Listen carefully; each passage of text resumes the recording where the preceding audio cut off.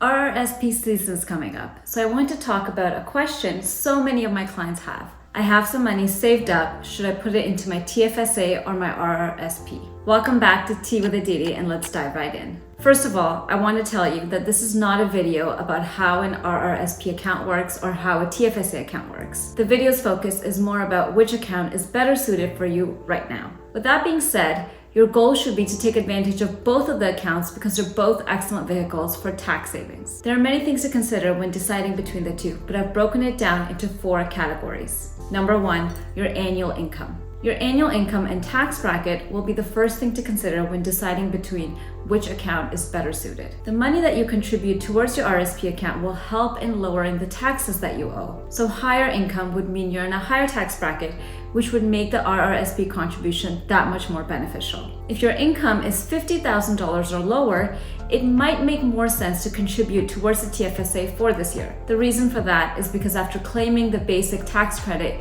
you won't be owing much in taxes anyways. And so using up your RSP contribution may not be so worthwhile. Instead, you can save up the room that you have made this year and use it in the future when your income is higher. For example, if your annual income is $50,000 and you decide to make a $5,000 RRSP contribution, your income for that year would go down to $45,000. And so your total tax saving because of that contribution would be $1,035 for that year. However, if you earned $90,000 and you made a contribution of $5,000 for the year, and your income went down to $85,000, you would be saving $1,543 as a result of that $5,000 contribution. So you can see with the same $5,000 contribution, you end up saving a lot more when your income earned for that year is higher. Personally, when I started my career and my income was lower, I didn't make any contributions towards my RRSP account for the first 3 years.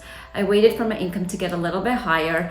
In those years, I saved my contribution room and then I used them in the future. Remember, just because you don't use the room in the year that you created, it doesn't mean that you lose it. You can carry it forward indefinitely. When it comes to your TFSA account, the contributions that you make are not tax deductible. Therefore, if your income is higher than $50,000, consider making contributions to your RRSP, and if it's lower, then maybe your TFSA. Remember, there is no right or wrong answer because they're both excellent accounts, but it's a simple thing to follow if you're confused about which account to put your money in for this year. The next thing to consider is, are you saving for a long-term or short-term goal? The primary purpose of the RRSP is retirement savings, and so it's more of a long-term goal. If your goal is something that's more short-term, like saving for a next vacation or your next big-ticket item, the RSP account is probably not the way to go. The reason for this is because when you make withdrawals from the account, you get taxed on any withdrawals as if it's income for that year.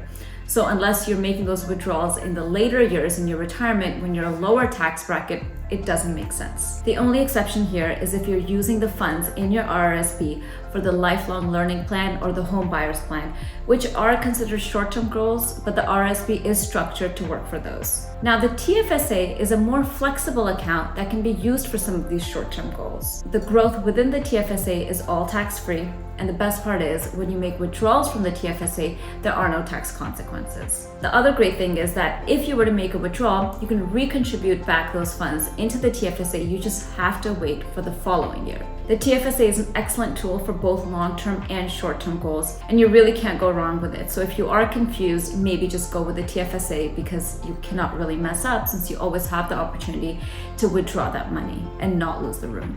The third thing to consider is contribution limits. With the RSP, there is a contribution limit, which is 18% of your earned income for that year, up to a maximum. And the maximum is set by the CRA and it changes annually. The maximum amount for 2024 is $31,560. As I said before, any unused room can be carried forward, so anything that you earn within the year, even if you don't use it, you can use it in the future years. You don't have to make use of all of that amount in the current year. With the TFSA, there's an annual contribution limit that's set by the government, and for 2024, that amount is $7,000. This limit applies to everyone regardless of income. Everybody is entitled to the contribution limit, and you can use it in the future if you don't use it up in the current year. If you're in a situation where you've never contributed towards your TFSA and you've been eligible for it since inception, then as of today, you'd be entitled to contribute up to $95,000 towards the TFSA account. The fourth thing to consider when deciding between the two accounts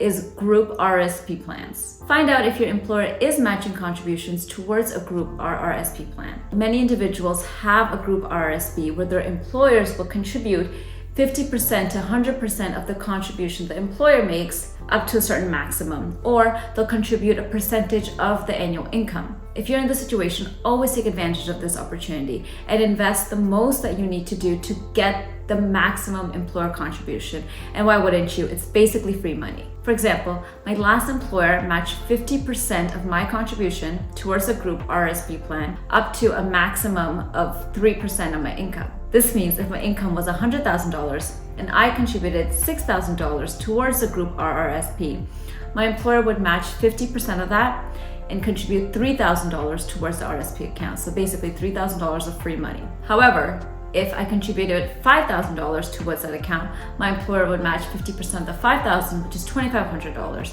So I want to make sure that I maximize what the employer is offering, which is $3,000, and to get the $3,000, I have to contribute $6,000. Both RRSP and TFSA are excellent vehicles, and you should definitely take advantage of both accounts. When deciding between the two, you should consider your financial goals, your current and future tax situation, and your time horizon. I hope these tips helped. Thank you for supporting, and I'll see you next time. Cheers.